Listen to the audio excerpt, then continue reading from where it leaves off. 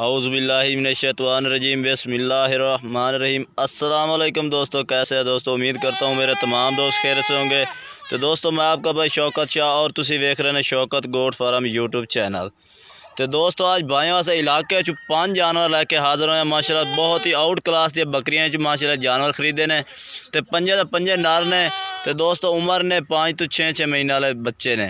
तो video last तक देखने इंशाल्लाह तसल्ली नाल एक करके भी चेक करें तो नाले इन्हां दी कीमत भी दसने। बिल्कुल मुनासिब कीमत वाले जानवर ने तो और क्वालिटी वाले जानवर ने। वीडियो शुरू लैकर एंड तक लाजमी देखने। वीडियो शुरू करने पहले साड़ी छोटी जी गुजारिश है कि जिन्हें दोस्तों अज तक साढ़े चैनल को सबसक्राइब नहीं किया साढ़े चैनल को सबसक्राइब करें, नाल घंटे भी दबा दें ताकि इस तरह की हर आने वाली नई वीडियो का नोटिफिकेशन आप तक पहुँचता रहे। तो दोस्तों एक एक करके दोस्तों जानवर चेक करें। तो ये दोस्तों आ गया पहले नंबर ते माशाल्लाह सफ़ेद मक्खी चीना। बाकी दोस्तों चारे पीले मक्खी चीने ने। तो पहले नंबर ते माशाल्लाह हाइट लेंथ दी चेक करें माशाल्लाह बहुत ही ज़बरदस्त आउट क्लास दी चीज़ है। लंबाई तुसी चेक करें ये होंदियां ने असल चीज़ां माशाल्लाह जी। बिल्कुल बरीक जिल्द दा बच्चा है और माशाल्लाह डबल हड्डी मोटे पैरों दे। तो ये फेस चेक करें माशाल्लाह इहदा बहुत ही प्यारा और ज़बरदस्त माशाल्लाह जी। और छोटे और बैठ में सिंह ने वेखो चपटे सिंगां दे विच बच्चा है माशाल्लाह। 6 महीने का बच्चा है। तो लंबाई खड़ाई तुसी वेखो पूछल दी लंबाई चेक करें माशाल्लाह बहुत ही प्यारी चीज़ है। तुसी ये चेक कर सकते हैं।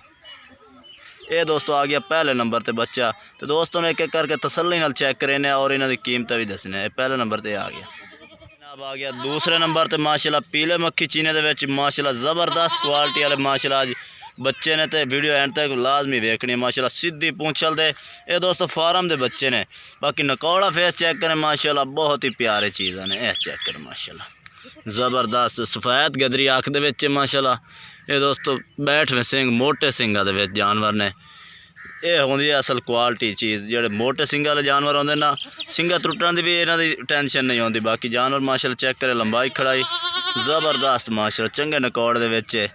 ये आ गया दोस्तों दूसरे नंबर पे बच्चा आ गया। दोस्तों आ गया तीसरे नंबर पे माशाल्लाह पीले मक्खी चीने दे विच। तो माशाल्लाह लंबाई खड़ाई तुसी आप चेक कर सकते हैं। ये दोस्तों आज माशाल्लाह चंगिया चीज़ां दोस्तों वास्ते ले आंदे ने और मुनासिब कीमत दे विच। ये माशाल्लाह इन्हां दी लंबाई चेक करें माशाल्लाह बेहतरीन नकौड़े दे विच ने। चेक करें वाइट गदरी आँख दे विच माण की आँख दे विच ने। क्योंकि ज़्यादातर बकरियां दे जेह्ड़े ज़्यादातर ब्रीडर रखते ना चंगे माण की आँख दे रखते हैं। तो इन्हां दी वाइट गदरी आँख है। चेक करें माशाल्लाह फुल वाइट नहीं है और छोटे छोटे सिंग और चौड़े कन्ना दे विच। ये माशाल्लाह माण की आँख दे बच्चे ने। ये चेक करें माशाल्लाह। ये दोस्तों आ गया अपना तीसरे नंबर ते बच्चा आ गया।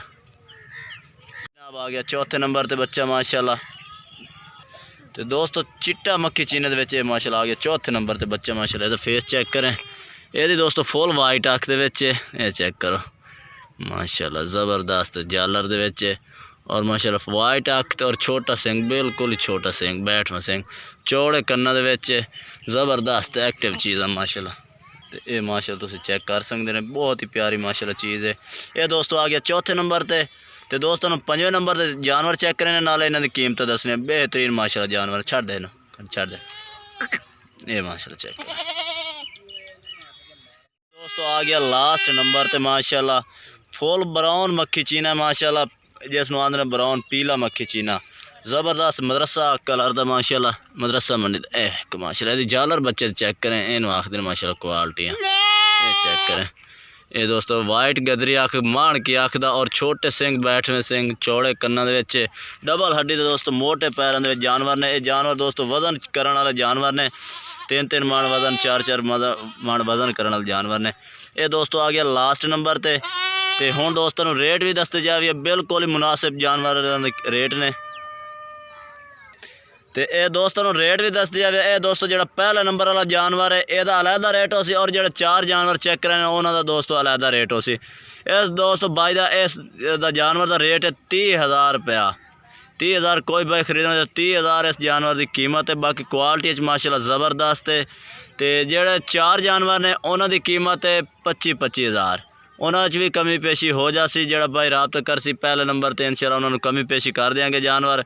तो बाकी जानवर तसल्ली नाल दोस्तों ने चेक करा दिते हैं। वीडियो अच्छी लगे तो दोस्तों लाइक करना है और चैनल को सब्सक्राइब करना है और कमेंट करके दसना कि आज की वीडियो कैसी लगी और आज के जानवर कैसे लगे। तब तक के लिए हम दोस्तों से इजाज़त चाहते हैं। अल्लाह हाफिज़।